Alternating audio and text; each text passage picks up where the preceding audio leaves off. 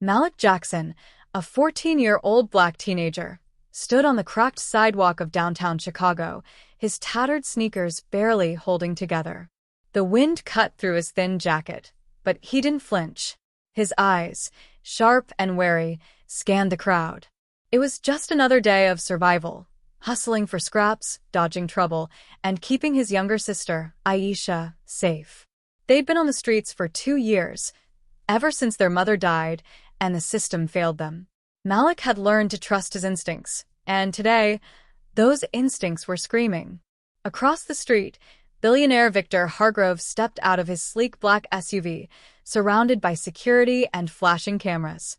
At 52, Hargrove was a titan in the pharmaceutical industry, his company, VitalCore, raking in billions from a new line of health supplements touted as miracle cures. Today's event was a publicity stunt, a free distribution of VitalCore's latest product, Vitaplex, to the city's underserved communities.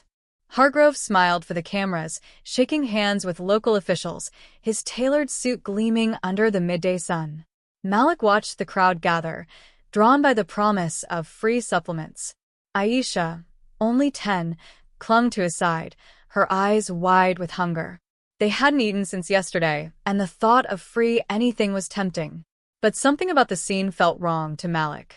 The glossy brochures, the polished volunteers, the way Hargrove's team pushed Vitaplex like it was candy. It didn't sit right. As Hargrove handed out the first batch of Vitaplex packets, Malik's gaze locked on a woman in the crowd. She was frail, her hands trembling as she tore open the packet. Malik's heart raced. He'd seen those packets before, not in a store, but in an alley, discarded by a man who'd muttered something about bad batches. Malik had overheard whispers in shelters too, people getting sick, not better, after taking Vitaplex. His gut twisted. "Stop." Malik's voice cut through the chatter, raw and urgent.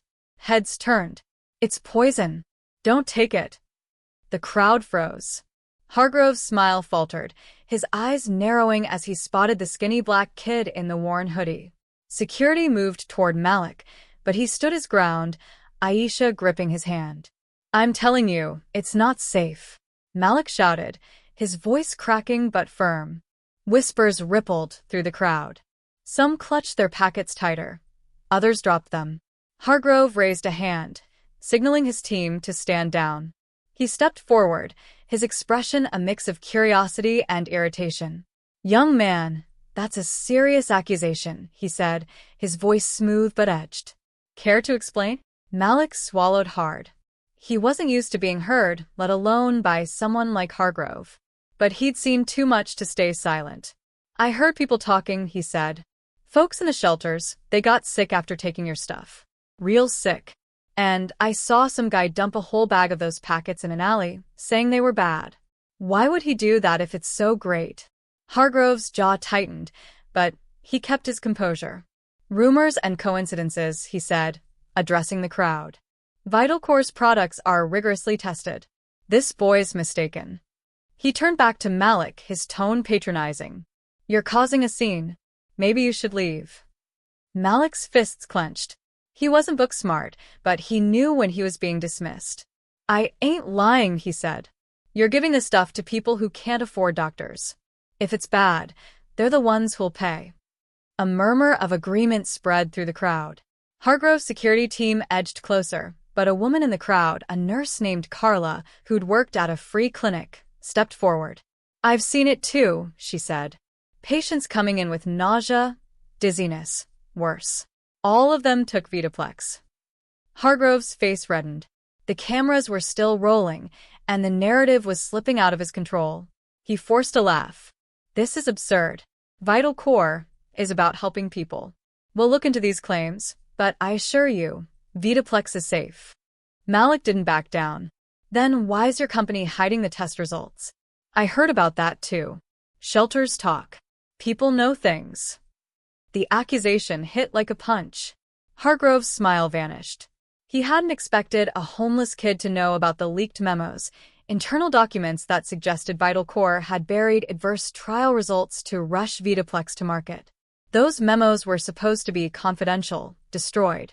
Hargrove's mind raced. How could this kid know? The truth was, Malik didn't have hard proof. He'd pieced together fragments, overheard conversations, discarded papers he'd found while scavenging, stories from others on the street. But he'd connected enough dots to know something was wrong. And he wasn't alone.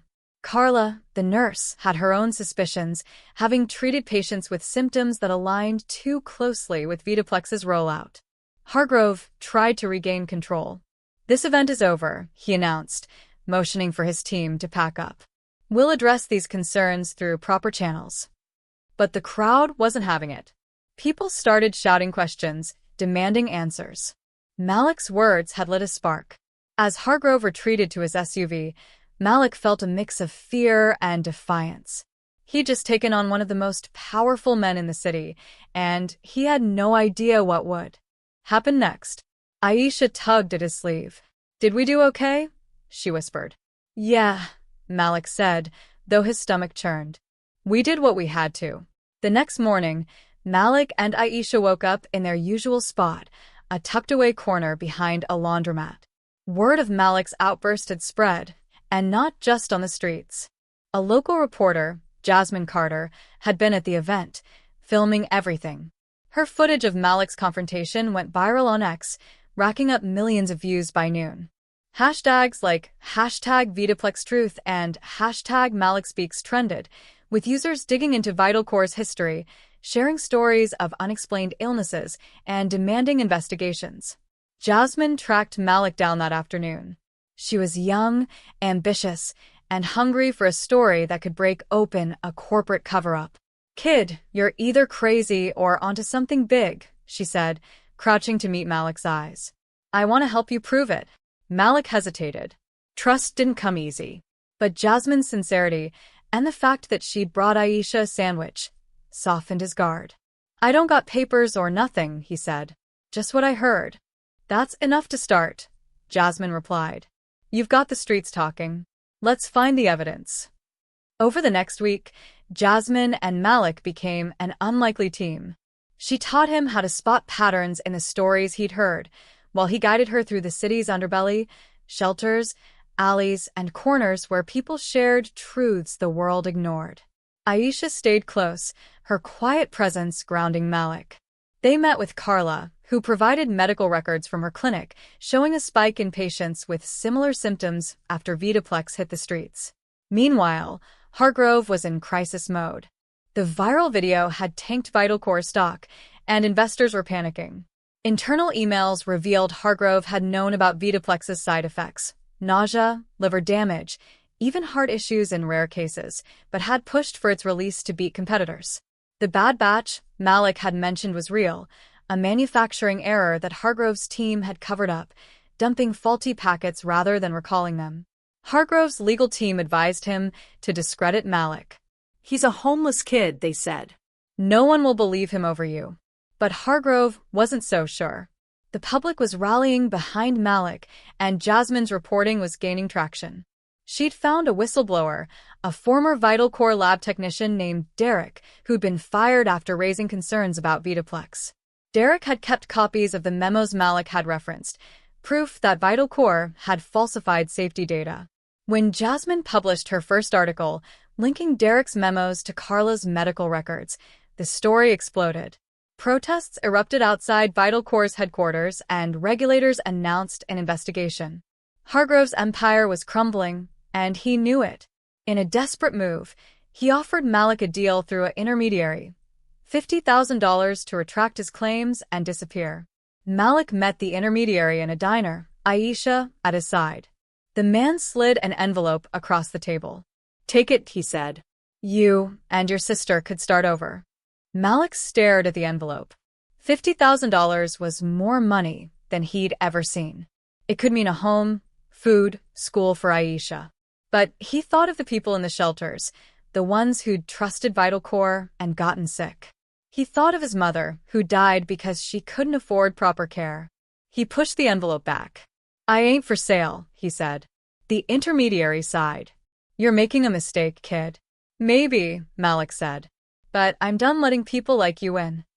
Jasmine's next article dropped the bombshell.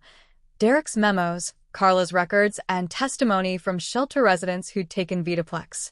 The FDA halted Vital Core's distribution, and Hargrove faced lawsuits and criminal charges. Malik's name was everywhere, on X, in newspapers, on TV.